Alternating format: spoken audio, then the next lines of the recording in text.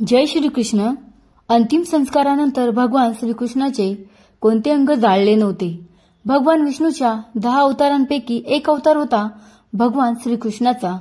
असं मानलं जाते की भगवान श्रीकृष्ण भगवान विष्णूचा पूर्ण अवतार होते आणि पृथ्वीवर अधर्माचा नाश करण्यासाठी प्रकट झाले होते। तुम्हाला माहिती आहे का भगवान श्रीकृष्णाचा मृत्यू कसा झाला होता? कोणी भगवान श्रीकृष्णाचा अंतिम संस्कार केला होता आणि अंतिम संस्कारामध्ये भगवान श्रीकृष्णाचं कोणतं अंग असं होतं जे जळालं नव्हतं आणि ते आज सुद्धा पृथ्वीवर आहे? भगवान श्रीकृष्ण ज्यांनी हत्यार न उचलता महाभारताच्या परिणामांना पांडवाच्या बाजूने केले होते, ज्यांनी कुरुक्षेत्र भूमीमध्ये अर्जुनाला भगवद्गीतेचा उपदेश दिला होता। कलियुगामध्ये त्याला वाचवल्यानंतरच माणसाचा उद्धार शक्य आहे।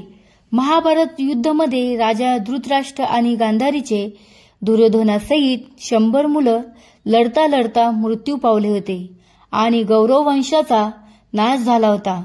युद्ध संपल्यानंतर गांधारी त्यांच्या 100 मृत्यू पावलेल्या मुलांना पाहून विलाप करत होती। भगवान श्रीकृष्ण त्या दुःखाच्या वेळी गांधारीच्या समोर गेले। गांधारी श्रीकृष्णांना पाहून खूप क्रोधित झाली आणि म्हणाली की माझ्या मुलांच्या मृत्यूचे कारण तुम्हीच आहे। जर तुमची इच्छा असती तर हे युद्ध टळले असते, पण तुम्ही असे केले नाही। तुमच्या या कामाला मी कधीही माफ करणार नाही। आणि गांधारीने भगवान श्रीकृष्णाला शाप दिला की जर मी मनापासून भगवान विष्णूची आराधना केली असेल तर आणि माझा पतिधर्म पूर्ण रूपाने निभावला असेल तर जसा माझ्या वंशाचा एकमेकांमध्ये लढून नाश झाला तसाच तुमच्या वंशाचा नाश एकमेकांबरोबर लढत लढत होईल आणि द्वारका नगरी तुमच्या समोर समुद्रामध्ये बुडून नष्ट होईल। भगवान श्रीकृष्णांना हे माहिती होते की त्यांची जाण्याची वेळ जवळ आली आहे। मग त्यांनी गांधारीला नमस्कार करून ते द्वारकेला आले।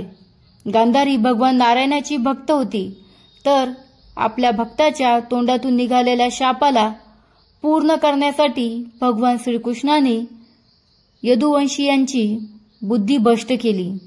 महाभारत बुद्धिभ्रष्ट केली। महाभारत युद्धाच्या 36 वर्षांनंतर विश्वामित्र, असित, दुर्वासा, नारद इतके मोठे मोठे ऋषी द्वारकेजवळ पिंडाळ क्षेत्रामध्ये निवास करण्यासाठी आले।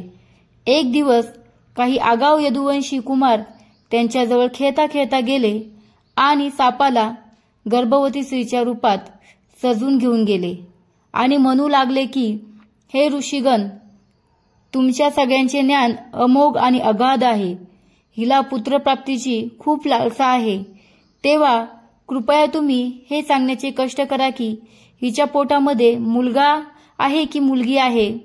ऋषीगण महाज्ञानी होते आणि त्या मुलांच्या मनातील इच्छा जाणून क्रोधित होऊन म्हणाले, हे मूर्ख मुलांनो, तुम्ही केलेले हे कर्म माफ करण्यासारखे नाही।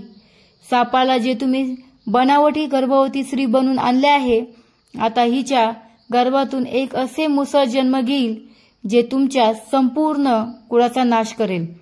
ऋषीमुनींचा शाप ऐकून यदुवंशी कुमार घाबरले आणि जसे त्यांनी सापाचे पोट उघडून पाहिले त्यामध्ये खरोखरच लोखंडाची मुसळ होती। हे पाहून सगळे कुमार पस्तावले आणि मुसळ घेऊन राजा उग्रसेन समोर ठेवली आणि घडलेली सगळी हकीकत सांगितली।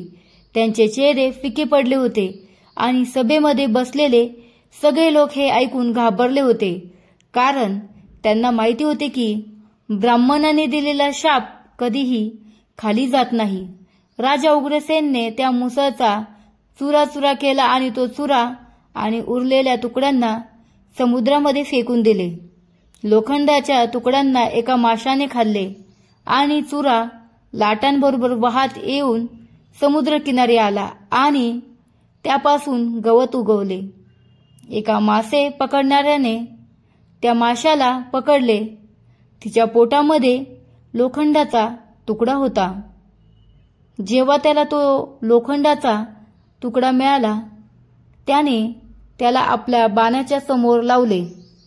तिकडे भगवान श्रीकृष्णाने यदुवंशीचा नाश करण्याच्या हेतूने त्यांची बुद्धी भ्रष्ट केली आणि त्यांनी मॅरिक नावाच्या मदिरेचं सेवन केलं।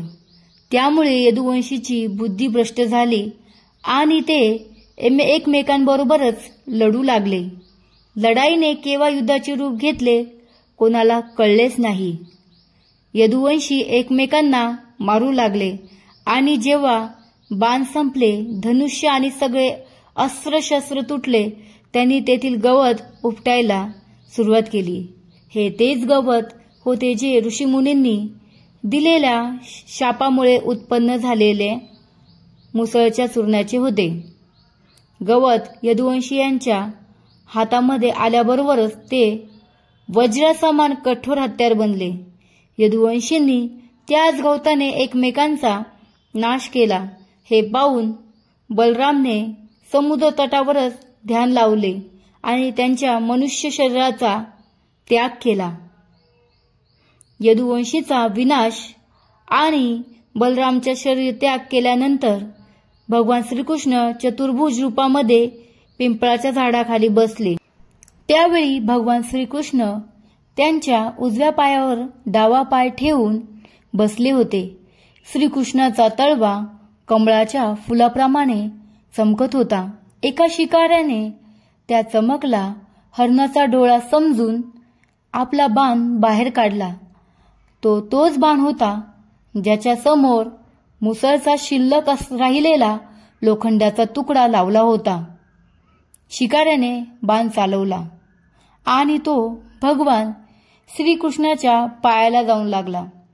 जेव्हा त्याने पाहिले की त्याचा बाण चतुर्भुज भगवान श्रीकृष्णाच्या पायाला लागला, तेव्हा तो विलाप करू लागला आणि भगवान श्रीकृष्णांना म्हणाला, हे प्रभू, मी खूप मोठा पापी आहे.